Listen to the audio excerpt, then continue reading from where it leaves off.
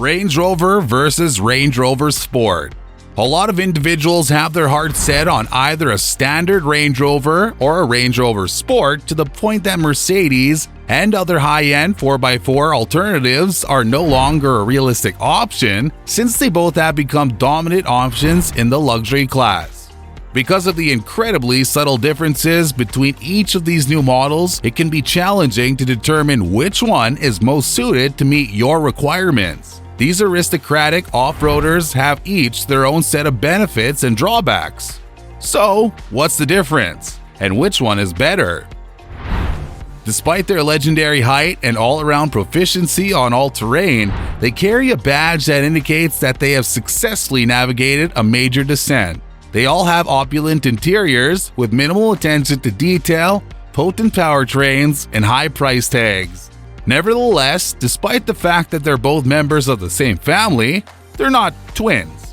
When comparing these two types of sport utility vehicles, it's important to take into account not only luxury mid-size SUVs, but also luxury full-size SUVs.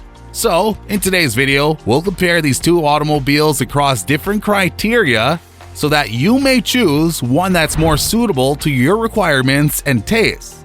In the end, we'll reveal who the winner is. So, are the driving experiences of a Range Rover and a Range Rover Sport different in any way? Both are exactly what one would anticipate in terms of a serene and sophisticated mode of transportation. The 8-speed automatic gearbox that's standard equipment on both models makes gear shifts so subtle that the driver may not even be aware that they're taking place. Additionally, the level of smoothness offered by both iterations is unparalleled. The base model of both automobiles is powered by a 3.0-liter TD V6 diesel engine that generates 254 horsepower. The performance of the engine in the Range Rover and Range Rover Sport is silky smooth and very easy despite the size and weight of the vehicles. The same engine is also offered in a more powerful 288 horsepower version in the Sport, badged SD V6, while the top-of-the-line diesel for the Range Rover is a V8 turbo diesel that produces 334 horsepower. Both of these autos come with the option of a supercharged V8 gasoline engine, but considering how well diesel engines work, it would be a waste of money to have one of those. The Range Rover Sport emerges victorious from its competitors as the vehicle with the best ratio of power to weight. It can accelerate from 0 to 60 miles per hour in 6.2 seconds, while the full-size Range Rover can accomplish this in 6.6 seconds. As you go through the several trim levels of these Rovers, the differences between them become increasingly evident.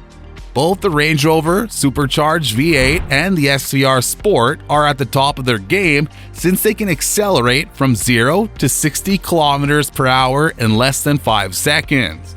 Although the Range Rover Sport is somewhat quicker, there's not a significant difference in acceleration between these two cars when compared. The Range Rover products are being handled quite differently from how it was in the past. Even though it's longer and has more pitch and wallow in its body movement, the Range Rover is nonetheless well controlled in comparison to other large SUVs. Because of the car's small weight and responsive handling, driving on back roads is a lot of pressure, while driving anywhere else is also pleasant.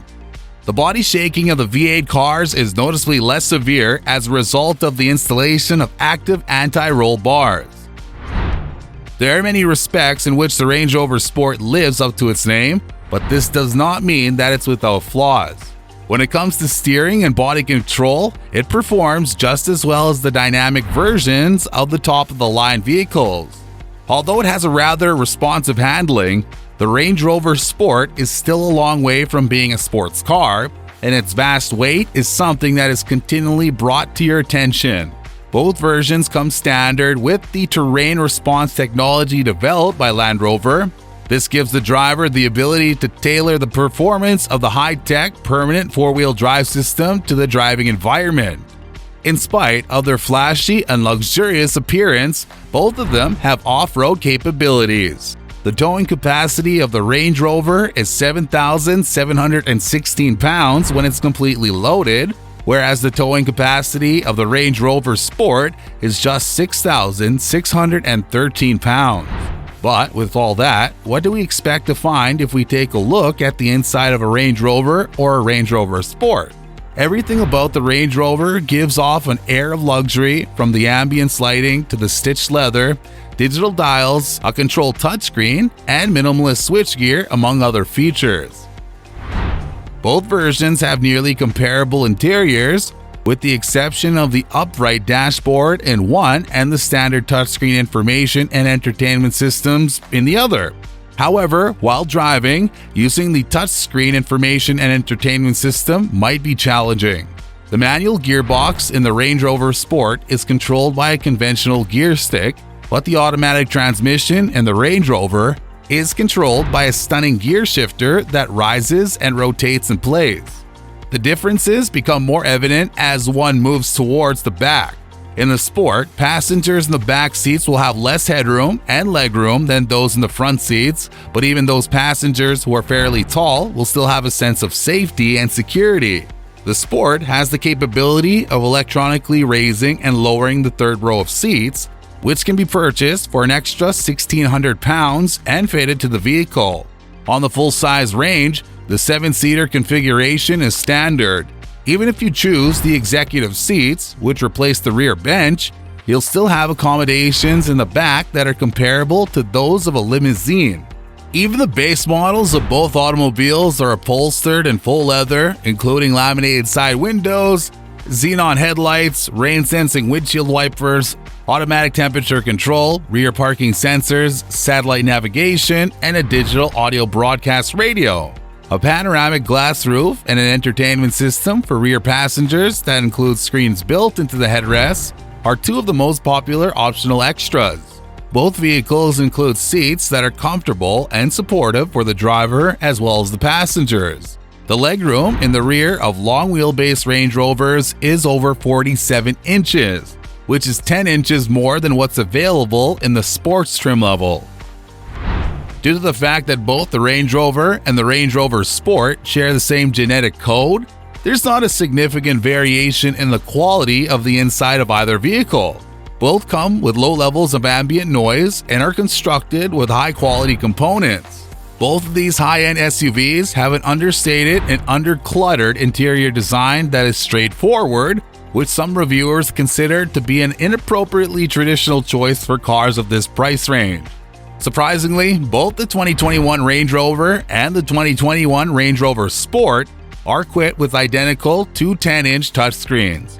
While both of these displays are capable of producing detailed visuals, mastering them takes a significant amount of practice.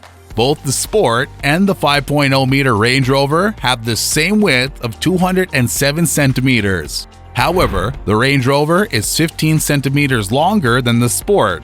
The trunk space available in the Range Rover is bigger than that of the Sport, which is 784 liters. Both iterations come equipped with supplementary amenities such as a built-in refrigerator in the center console and two displays for the rear seats. The Range Rover merely has an optional sound system with 19 speakers. However, the Range Rover Sport offers an optional sound system with 23 speakers. And now, what's the price tag attached to it? Well, customers in the market for a luxury midsize SUV should be prepared to shell out a high starting price of $69,500 for a 2021 Range Rover Sport. The beginning price of the 2021 Range Rover, on the other hand, is $92,000. So, which of the two should you buy? It's not a coincidence that the Range Rover has come to be seen as a symbol of luxury, as well as a status symbol. Now, even though the standard Range is nearly $20,000 more expensive, the Sport has the same overindulgent interior, quick performance, superb refinement, and an option for a 7-seater, which makes the argument for the enormous range weak. The image and the possibility that it was built with the intention of providing chauffeuring services are the only factors that may justify the bigger vehicle. If you choose the Range Rover Sport with the HSC trim level, which is in the middle of the lineup, and the SD V6 engine, which is more powerful, you'll save more than £11,000 in comparison to the bigger model while driving the best SUV on the market. Anyway, which would you prefer? That's all from this video. We'll catch you in the next one.